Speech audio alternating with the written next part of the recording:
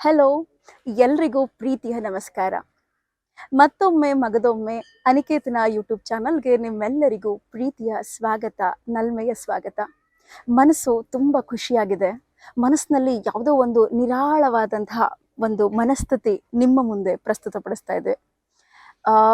ಎಲ್ಲದಕ್ಕಿಂತ ಹೆಚ್ಚಾಗಿ ಇವತ್ತು ನಿಜವಾಗ್ಲೂ ಸೌಭಾಗ್ಯಯುತವಾದ ದಿನ. ಯಾಕೆ ಅಂತಂದ್ರೆ ನಾವು ಇರುವಂಥದ್ದು ಅಂತಹ ಸ್ಥಳ, ಅಂತಹ ಮಹಿಮೆ ಇರುವಂತಹ ಸ್ಥಳ. ನಿಮ್ಗೆಲ್ರಿಗೂ ಈಗಾಗಲೇ ತಿಳಿದಿರುವಂತೆ ದೈವಾರಾಧನೆ ಕುರಿತು ಈಗಾಗಲೇ ಒಂದಷ್ಟು ವಿಡಿಯೋಗಳು ನಮ್ಮ ಚಾನಲಲ್ಲಿ ಬಂದಿದೆ. ನೀವೆಲ್ಲರೂ ಸ್ವೀಕರಿಸಿದ್ದೀರಾ ಅಥವಾ ಒಪ್ಪಿದ್ದೀರಾ ಮತ್ತೆ ಆರಾಧಿಸಿದ್ದೀರಾ. ಈ ಆರಾಧನೆಗೆ ತಕ್ಕ ಹಾಗೆ ನಾನು ಪದೇ ಪದೇ ಹೇಳ್ತಾ ಇದ್ದೆ, ನಾನು ಕೂಡ ದೈವಗಳ ಭಕ್ತರಲ್ಲಿ ಒಬ್ಬಳು ಅಂತ ಅಂದ್ಬಿಟ್ಟು. ನಾನು ಕೂಡ ಒಬ್ಬ ಭಕ್ತಳಾಗಿ ಕೊರಗಜ್ಜನ ಮುಂದೆ ಪ್ರಾರ್ಥನೆ ಸಲ್ಲಿಸೋದಕ್ಕೆ ಬಂದಿದ್ದೀನಿ. ಕೊರಗಜ್ಜ ಎಲ್ಲರ ಪ್ರಾರ್ಥನೆಯನ್ನ ನೆರವೇರಿಸೋದಲ್ಲಿ ಎರಡು ಮಾತೇ ಇಲ್ಲ. ಅದಕ್ಕೆ ನಾನು ಕೂಡ ಒಂದು ಜೀವಂತ ಸಾಕ್ಷಿ ಅಂತ ಹೇಳ್ಬೋದು.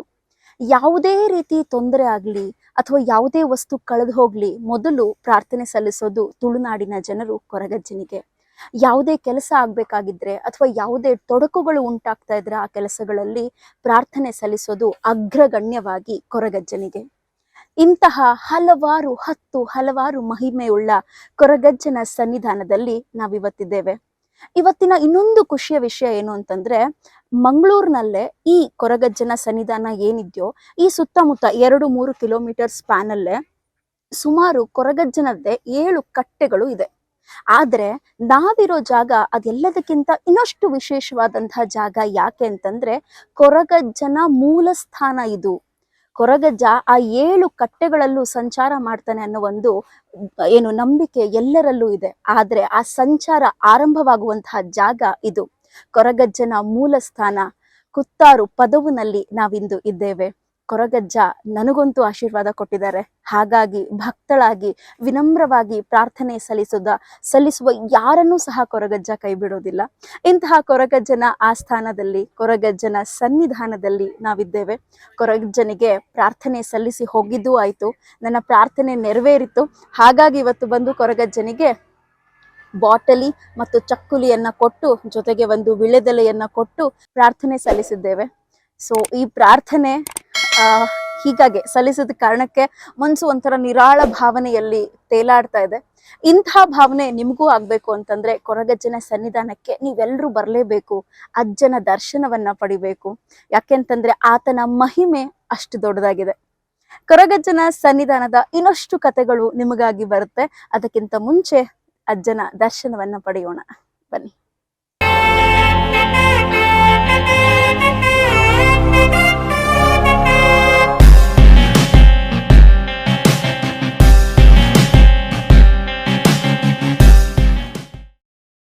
ತುಳುನಾಡಿನ ಹಲವಾರು ದೈವಗಳಲ್ಲಿ ಕೊರಗಜ್ಜ ಬಹುಮುಖ್ಯವಾದಂತಹ ದೈವ. ತುಳುನಾಡಿನಲ್ಲಿ ದೇವರ ಆರಾಧನೆ ಜೊತೆಗೆ ದೈವಗಳ ಆರಾಧನೆ ಬಹಳ ವಿಶೇಷವಾದಂಥದ್ದು. ನಮ್ಮ ಇಡೀ ಕರ್ನಾಟಕದಲ್ಲಿ ತುಳುನಾಡು ತನ್ನದೇ ಆದಂತಹ ವಿಶೇಷ ಮೈಲುಗಲ್ಲುಗಳನ್ನ ರಚಿಸಿದೆ. ಯಾವುದ್ರಲ್ಲಿ ಅಂತಂದ್ರೆ ತನ್ನದೇ ಆದಂತಹ ಸಂಸ್ಕೃತಿ ಸಂಪ್ರದಾಯಗಳನ್ನ ಫಾಲೋ ಮಾಡೋದ್ರಲ್ಲಿ. ಇಂತಹ ಹಲವಾರು ಸಂಸ್ಕೃತಿ ಸಂಪ್ರದಾಯಗಳ ತವರೂರಾದಂತಹ ತುಳುನಾಡಿನಲ್ಲಿ ದೈವಗಳಿಗೆ ಹೆಚ್ಚಿನ ಮನ್ನಣೆ ಇರುವಂಥದ್ದು. ನನ್ನ ದೈವಾರಾಧನೆಯ ಹಳೆಯ ವಿಡಿಯೋಗಳಲ್ಲಿ ಈಗಾಗಲೇ ಕೆಲವೊಂದು ವಿಷಯಗಳು ಪ್ರಸ್ತುತಗೊಂಡಿದೆ ಅಥವಾ ಕೆಲವೊಂದು ವಿಷಯಗಳು ಡಿಸ್ಕಸ್ ಆಗಿದೆ. ಏನು ಅಂತಂದ್ರೆ ಕಪಿಲವರ್ಣದ ದೈವಗಳು ಅಥವಾ ದೈವಗಳಲ್ಲಿ ಇರುವಂತಹ ಗಣಗಳು, ಗಣಗಳಲ್ಲಿ ಮನುಷ್ಯ ಗಣ ಆಗಿರಬಹುದು, ಪ್ರಾಣಿ ಗಣ ಆಗಿರಬಹುದು, ಅಥವಾ ಪುರಾಣದಿಂದ ಪ್ರಾಕ್ಟೀಸ್ ಬಂದಿರುವಂತಹ ಗಣಗಳಾಗಿರಬಹುದು. ಇಂತಹ ಹಲವಾರು ವಿಚಾರಗಳನ್ನ ನಾವು ಇವಾಗಲೇ ಮಾತಾಡಿದ್ದೀವಿ. ಆದ್ರೆ ನಾವು ಇರುವಂತಹ ಕೊರಗಜ್ಜನ ಸನ್ನಿಧಾನ ಮನುಷ್ಯ ಗಣಕ್ಕೆ ಸಂಬಂಧಿಸಿರುವಂತಹ ದೇವಸ್ಥಾನ. ಜೊತೆಗೆ ಮನುಷ್ಯ ಗಣದಲ್ಲಿ ಕಪಿಲವರ್ಣಕ್ಕೆ ಮೀಸಲಾಗಿರುವಂತಹ ದೈವಸ್ಥಾನ. ಕೊರಗಜ್ಜ ಕಪಿಲವರ್ಣದ ದೈವ, ಕೊರಗಜ್ಜ ಮನುಷ್ಯ ಗಣದ ದೈವ. ಅಂದ್ರೆ ಒಬ್ಬ ವ್ಯಕ್ತಿ ತನ್ನ ಸಮುದಾಯಕ್ಕೋಸ್ಕರ ಹಲವಾರು ಕಷ್ಟ ಕಾರ್ಪಣ್ಯಗಳನ್ನ ಅನುಭವಿಸಿ, ಜೊತೆಗೆ ತನ್ನ ಸಮುದಾಯವನ್ನ ದೊಡ್ಡ ಮಟ್ಟದಲ್ಲಿ ತರುವಂತದ್ರಲ್ಲಿ ಅಥವಾ ತನ್ನ ಸಮುದಾಯವನ್ನ ಕಾಪಾಡೋದಕ್ಕೋಸ್ಕರ ತಾನು ಏನು ಶ್ರಮ ವಹಿಸ್ತಾನೋ ಅಂಥ ವ್ಯಕ್ತಿ ಗಣ್ಯನಾಗ್ತಾನೆ. ಅಂಥದ್ರಲ್ಲೇ ಕೊರಗಜ್ಜನು ಸಹ ಕೊರಗಜ್ಜ ಅಂತ ಅನಿಸ್ಕೊಳಕ್ಕೆ ಶುರು ಆಗುವಂಥದ್ದು. ಕೊರಗಜ್ಜನ ಮೂಲ ಹೆಸರು ಏನು ಅಂತಂದ್ರೆ ಕೊರಗ ತನಿಯ. ಕೊರಗ ಅನ್ನೋದು ಒಂದು ಸಮುದಾಯದ ಹೆಸರು. ಕೊರಗ ತನಿಯ ಅನ್ನೋದು ಕೊರಗಜ್ಜನ ಮೂಲ ಹೆಸರು. ಕೊರಗಜ್ಜನ ಹಿಸ್ಟ್ರಿ ಕೇಳ್ತಾ ಹೋದ್ರೆ ಮೈ ನಿಜವಾಗ್ಲೂ ರೋಮಾಂಚನ ಆಗುತ್ತೆ. ಕೊರಗಜ್ಜನ ತಾಯಿ ಆ ಕೊರಗಜ್ಜ 30 ದಿನಗಳ ಶಿಶುವಾಗಿದ್ದಾಗ್ಲೇ ತೀರ್ಕೊಂಡ್ ಬಿಡ್ತಾರಂತೆ. ನಂತರ ಬಾಲ್ಯ ವ್ಯವಸ್ಥೆಯಲ್ಲಿ ಕೊರಗಜ್ಜ ತಂದೆಯನ್ನು ಸಹ ಕಳ್ಕೊಳ್ತಾರೆ. ಹೀಗಿರ್ಬೇಕಾದ್ರೆ ಕೊರಗಜ್ಜನನ್ನ ಸಾಕಿ ಬೆಳೆಸಿದ್ದು ಮೈರಕ್ಕ ಎನ್ನುವ ತಾಯಿ. ಕೊರಗಜ್ಜನ 2ನೇ ತಾಯಿ ಅಂತ ಹೇಳೋದು ತಪ್ಪಾಗೋದಿಲ್ಲ. ಕೊರಗಜ್ಜನ ಕ್ಷೇತ್ರದ ಬಗ್ಗೆ ಮಾತಾಡ್ತಾ ಇದ್ದೀವಿ. ಕೊರಗಜ್ಜನ ಕ್ಷೇತ್ರಕ್ಕೆ ಬಂದು ಇಲ್ಲಿನ ಭಕ್ತಾದಿಗಳ ಜೊತೆ ಮಾತಾಡ್ಲಿಲ್ಲ ಅಂತಂದ್ರೆ ಎಂತ ತಪ್ಪಾಗುತ್ತಲ್ವಾ. ಸೊ ನಮ್ಮ ಜೊತೆ ಇದ್ದಾರೆ ಒಬ್ಬ ವಿಶೇಷ ಭಕ್ತರು. ಏನು ಅಂತಂದ್ರೆ ಕಾಲೇಜ್ ಸ್ಟೂಡೆಂಟ್ಸ್ ಕಾಲೇಜಿಗೆ ಬಂಕ್ ಹೊಡೆದು ಮೂವಿಗೋ ಥಿಯೇಟರ್ಗೋ ಹೋಗುವಂತ ಕಾಲದಲ್ಲಿ ಇಲ್ಲಿ one of the college student ಸನ್ನಿಧಾನಕ್ಕೆ ಬಂದಿದ್ದಾರೆ. ಅಂದ್ರೆ ಅಜ್ಜನ ಮಹಿಮೆ ಅಷ್ಟಿದೆ ಅಂತ ಅರ್ಥ. ಸೊ ನಮ್ ಜೊತೆ ಒಬ್ಬ ಕಾಲೇಜ್ ಸ್ಟೂಡೆಂಟ್ ಇದ್ದಾರೆ. ವಿಚಾರಿಸೋಣ ಏನ್ ವಿಷಯ ಅಜ್ಜನ ಬಗ್ಗೆ ಅಥವಾ ದೇವಸ್ಥಾನದ ಬಗ್ಗೆ. ನಿಮ್ ಹೆಸರು? ಸೋಮಶೇಖರ್ ಅಂತ. ಸೋಮಶೇಖರ್ ಅವರು. ಸೋಮಶೇಖರ್ ಯಾವ ಕಾಲೇಜಲ್ಲಿ ಓದ್ತಾ ಇದ್ದೀರಾ? ನಾನು Mangaluru Dayananda Pai car street college. Famous car street ಅಂತ ಫೇಮಸ್ ಕಾಲೇಜ್ ಅಲ್ವಾ? ಅಲ್ಲಿ ಏನ್ ಓದ್ತಾ ಇದ್ದೀರಾ? ನಾನು ಸೆಕೆಂಡ್ ಇಯರ್ MA ಮಾಡ್ತಾ ಇದ್ದೀನಿ. Very good. ಸೋಮಶೇಖರ್ ಅವರು MA ಮಾಡ್ತಿದ್ದಾರೆ. ಜೊತೆಗೆ ಅಜ್ಜನಿಗೆ ಭಕ್ತರ ನೀವು? ಹೌದು. ಅಂದ್ರೆ ಇದು ಯಾವ್ದಪ್ಪ, ಕಾಂತಾರ ಮೂವಿ ನೋಡು, ಅಲ್ಲಿಂದ ಕ್ಯೂರಿಯಾಸಿಟಿ ಹುಟ್ಟಿದ್ದು ದೇವ್ರು ನೋಡ್ಬೇಕು ಅಂತ. ಅಲ್ಲಿಂದ ಒಂದ್ಸಲಿ ನಾನು ಹೋಗಿದ್ದೆ ದೇರ್ಲಘಟ್ಟ ಅಯ್ಯಪ್ಪ ಟೆಂಪಲ್ಗೆ. ಅದು ಗೊತ್ತಿಲ್ಲದೆ ಅಕ್ಕ ರಕ್ಷಿತ ಅಕ್ಕ ಹೇಳ್ದಂಗೆ ಇದು ಗೊತ್ತಿಲ್ಲದೆ ಕರ್ಸ್ಕೊಳುತ್ತೆ ಅಂತೆ. ಅಂದ್ರೆ ನಾವು ಪ್ಲಾನ್ ಮಾಡಿ ಬರೋದಲ್ಲ ಇದು.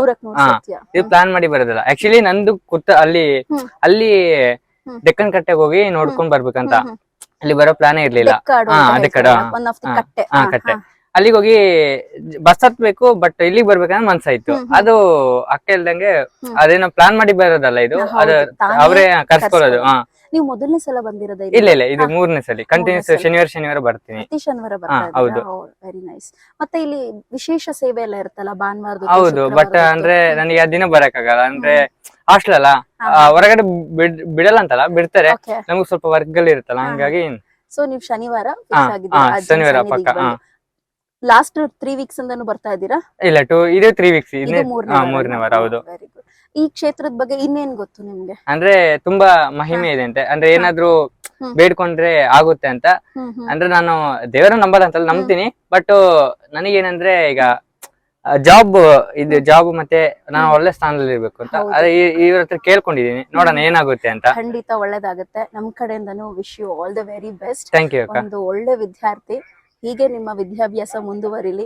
ಆದಷ್ಟು ಬೇಗ ಜೀವನದಲ್ಲಿ ಉನ್ನತ ಸ್ಥಾನಕ್ಕೆ ಹೋಗ್ಲಿ. ಅದಕ್ಕೆ ಕೊರಗಜ್ಜನ್ ಮುಂದೆ ನಾನು ಕೂಡ ನಿಮ್ ಪರವಾಗಿ ಕೊರಗಜ್ಜನಿಗೆ ಪ್ರಾರ್ಥನೆ ಸಲ್ಲಿಸ್ತೀನಿ. ಧನ್ಯವಾದಗಳು ಸೋಮಶೇಖರ್.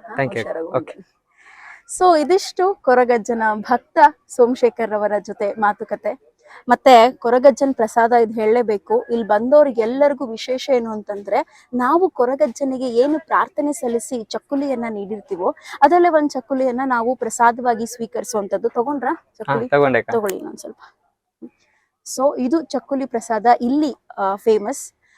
ಜೊತೆಗೆ ಹೇಳ್ತಾ ಹೋದ್ರೆ ಕೊರಗಜ್ಜನ ಮಹಿಮೆ ಅಗಣಿತ, ಅಪಾರ ಮತ್ತು ಏನು ಯಾವುದೇ ಪ್ರಶ್ನೆಗೆ ನಿಲುಕದಂಥದ್ದು. ಇಂತಹ ಕೊರಗಜ್ಜನ ವಿಶೇಷತೆ ಇನ್ನಷ್ಟು ಇದೆ. ನಿಮಗಾಗಿ ಕಾಯ್ತಾ ಇರಿ.